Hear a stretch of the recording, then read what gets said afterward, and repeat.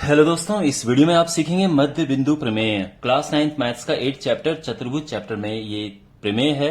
English में इसे mid point theorem कहते हैं और ये बहुत इंपॉर्टेंट है। आपको प्रमेय भी याद रखनी है।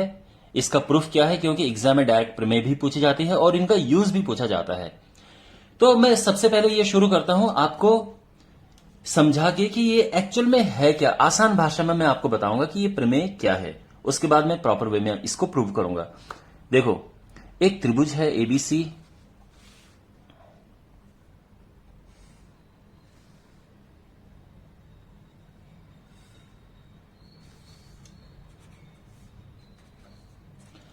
यहां पर ए बी का मिड पॉइंट यहां पे है, ये ई ले लेते हैं। और जो ए सी है उसका जो मिड पॉइंट यानी मध्य बिंदु है वो यहां पर ले लेते हैं, ये है। ठीक है ना, एफ। अब ई से एफ को ज्वाइन किया जाता है।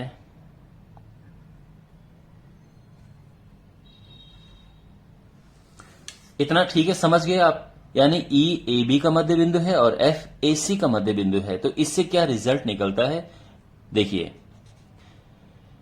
तो यहां पर ए ई ए बी का मध्य बिंदु है यानी मिड पॉइंट है,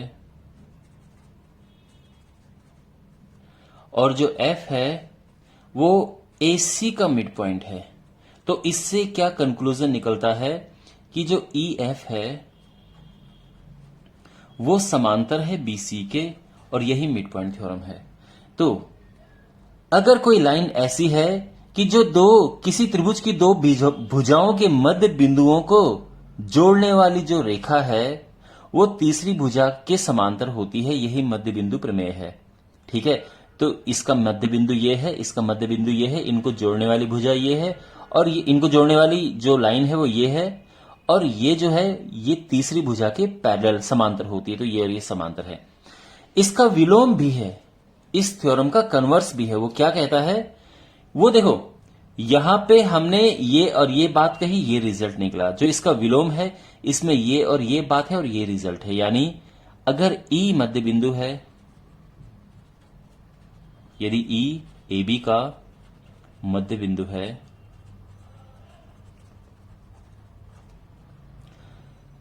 और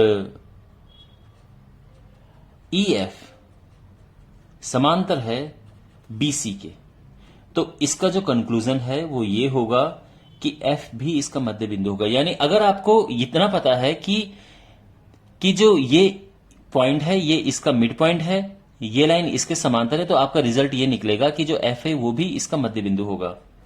एफ ए सी का मध्य बिंदु मिड पॉइंट है, ये इसका विलोम है। ठीक है ना, ये मध्य बिंदु प्रमेय यानी मिड पॉइंट थ्योरम है, और ये उसका कन्वर्स, उसका विलोम है। तो ये तो हो गया एक सिंपल लैंग्वेज में। अब मैं आपको इसको प्रॉपर, तो देखो आपकी बुक में जो प्रमेय 8.9 है वो मिड पॉइंट थ्योरम है, और 8.10 इसका कन्वर्स है। ठीक है, तो मैं आपको समझाता हूं, इसका पूरा प्रूफ आपको बताता हूं। तो देखो, गिवन क्या है, दिया क्या है कि ई इसका मध्य बिंदु है, यानी दिया है कि ई ए बी का मध्य बिंदु है। तो यानी ये और ये बराबर हो गए। इसी प्रकार से एफ इसका मध्य बिंदु है, तो ये और ये बराबर हो गया आपस में। ये मिड पॉइंट है ना, तो जितना ये है उतना ही ये है। और एफ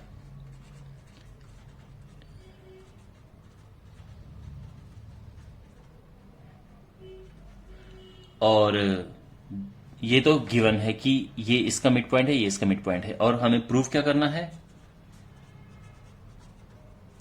कि ई एफ पैरेलल है बीसी के, ये और ये समांतर हैं, ये हमें प्रूफ करना है। ठीक है ना, तो देखो अब इसका प्रूफ शुरू होता है। तो हम एक चीज कंस्ट्रक्ट करेंगे। यहां पे हमने एक लाइन ड्रॉ करनी है इसके समांतर।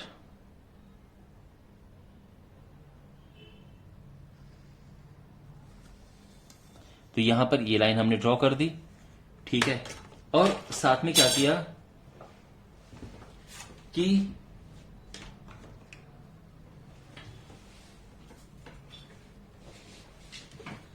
इसको आगे स्ट्रेच कर दिया हमने ऐसे, और ये पॉइंट हो गया टी। तो सी डी को हमने क्या किया, बी ई के समांतर, ओके, यानी जो इसको हमने बढ़ाया, सी को डी तक ऐसे ले गए, और जो ई एफ है इसको डी तक बढ़ाया। अब ध्यान से देखिए, ये हमने ड्रॉ किया है इसके समांतर, यानी ये हमें पता है कि ये और ये समांतर हैं, ये बात हम जानते हैं, ठीक है। तो जहां तो हम इसका यूज कर सकते हैं। अब देखो, हमने प्रूव ये करना है, ध्यान रखिए जो चीज प्रूव करनी होती है वो माइंड में होनी चाहिए कि ये और ये समांतर प्रूव करेंगे। तो देखो उसका तरीका ये है, मैं आपको एक मैप बता देता हूं कि हमने करना क्या है। हमने उसके लिए इस पूरे को एक समांतर चतुर्भुज प्रूव करना, एक पैरेललोग्राम। ये समांतर चतुर्भुज प्रूव करने के लिए हमको, देखो इतना तो हमें पता है कि ये समांतर हैं क्योंकि ये हमने ड्रॉ किया है। अगर हमें पता चल जाए कि ये और ये बराबर भी हैं, तो क्योंकि समांतर चतुर्भुज में एक विपरीत भुजाओं का युग्म समांतर और बराबर होता है, तो अगर हम इतना प्रूव कर पाए कि ये और ये बराबर हैं, तो हमारा काम बन जाएगा। अब ये और ये बराबर कैसे प्रूव करेंगे, उसके लिए हम लेंगे एक ये त्रिभुज और एक ये त्रिभुज। तो देखो, त्रिभुज ए एफ ई और त्रिभुज सी एफ डी में, अब इन दोनों त्रिभुजों में क्या है, तो देखो यहां पर ये दोनों बराबर हैं। क्यों? क्योंकि ये वर्टिकली ऑपोजिट एंगल्स हैं, शीर्षाभिमुख कोण जिसे कहते हैं। साइड तो पहले से ही क्वेश्चन में गिवन है कि ये जितना ये है उतना ये है, क्योंकि एफ इसका मध्य बिंदु है। और देखो ये कोण जो है इस कोण के बराबर होगा। क्यों? क्योंकि ये दोनों भुजाएं हैं समांतर और ये है तिर्यक रेखा, तो ये एकांतर अंतःकोण हो गए, ऑल्टरनेट इंटीरियर एंगल्स, ठीक है। तो इस हिसाब से अब देखो तीनों लिखेंगे। सबसे पहले एंगल ए एफ ई बराबर है एंगल सी एफ डी के, एकांतर सॉरी, ये दोनों, इनमें क्या प्रॉपर्टी लगी, vertically opposite angles.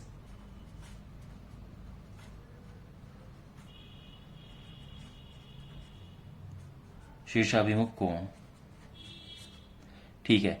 A F बराबर एफ सी है, F C S C F जो भी लिखो, ये बराबर क्यों है, क्योंकि क्वेश्चन में ही लिखा, ये गिवन था हमारा। और ये कोण भी बराबर है, यानी एंगल एफ एस ई बराबर है एंगल एफ सी डी के। ये है एकांतर अंतःकोण, एकांतर अंतःकोण। ओके, इतना क्लियर हो गया है। तो अब देखो एंगल साइड और एंगल, यहां पे एंगल साइड एंगल वाला रूल लगा है, तो इसीलिए क्या हो गया, ट्राइंगल ए एफ ई सर्वांग सम हो गए ट्राइंगल सी एफ डी के। किस नियम से? एंगल साइड एंगल नियम से। तो इससे क्या, इतनी मेहनत हमने किस वजह से की, हमें पता चल गया है कि ए ई बराबर है सी डी, ए ई बराबर सी डी। कैसे? सीपीसीटी से, है ना।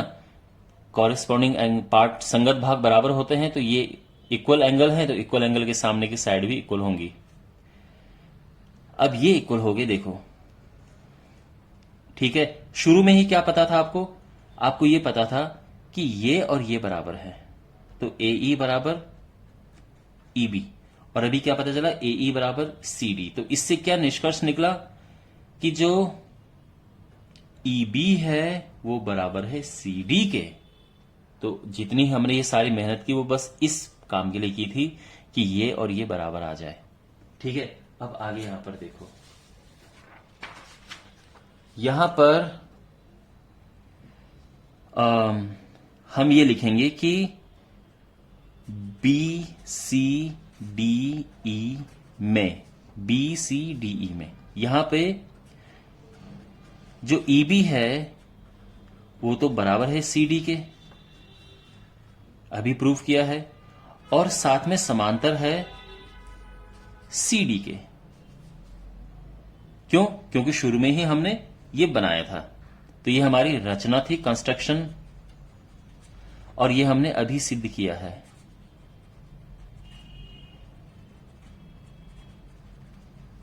तो इससे क्या होगा कि जो बी सी डी ई है वो एक क्या बन जाएगा, समांतर चतुर्भुज बन जाएगा। ठीक है ना, ये एक समांतर चतुर्भुज, पैरेललोग्राम लिख रहा हूं मैं शॉर्ट में, ये समांतर चतुर्भुज है। अब ये अगर समांतर चतुर्भुज है तो उससे क्या होगा कि भाई समांतर चतुर्भुज में आमने सामने की भुजाएं समांतर होती हैं, तो ईडी समांतर हो जाएगा बीसी के। अब ईडी समांतर है तो ईएफ भी समांतर होगा, तो ईएफ समांतर हो जाएगा बीसी के। Hence proved. आप नोटिस करेंगे हमें यही प्रूव करना था कि ईएफ समांतर है बीसी के। अंडरस्टैंड? वेल, अब इसमें एक और इंपॉर्टेंट रिजल्ट हम करेंगे, हम लेके आएंगे। वो इंपॉर्टेंट रिजल्ट भी आपको ध्यान में रखना है। देखो, इतना तो हमें ये प्रूव तो हो चुका है, ठीक है। अच्छा, साथ ही यहां पर अगर आप देखें तो जो ई एफ है वो हमें मिलेगा एफ डी, और ये भी सीपीसीटी से है। क्यों? क्योंकि ये सर्वांग सम थे, तो ये इक्वल एंगल के सामने इक्वल साइड बराबर है, तो ये और ये बराबर है। ठीक है। साथ में ये आप जानते हैं कि जो ईडी है ये बराबर है बीसी के। क्यों? क्योंकि समांतर चतुर्भुज की विपरीत भुजाएं बराबर होती हैं, तो ये, ठीक है ना,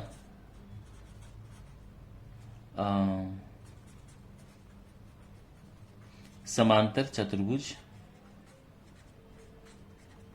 की विपरीत भुजाएं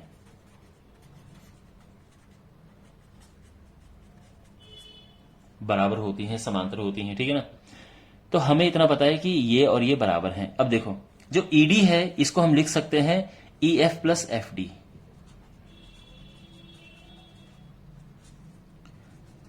बीसी। अब देखो, ई एफ और एफ डी बराबर है, तो मैं एफ डी की जगह पे भी ई एफ लिख रहा हूं।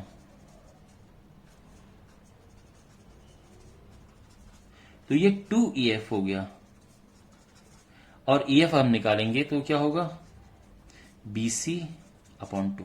समझ आ गया?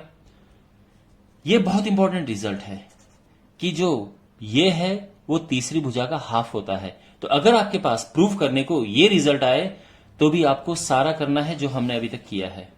आई मीन टू से, इनको हम प्रूफ करेंगे, सर्वांग सम प्रूफ करेंगे।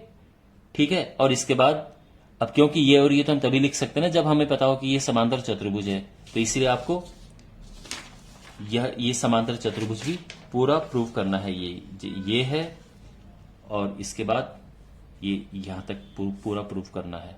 ओके, वेल माय डियर, मैं उम्मीद करता हूं कि आपको ये समझ आया होगा मध्य बिंदु प्रमेय। कोई डाउट हो पूछना कमेंट बॉक्स में। मिलते हैं अगले वीडियो में। Take care.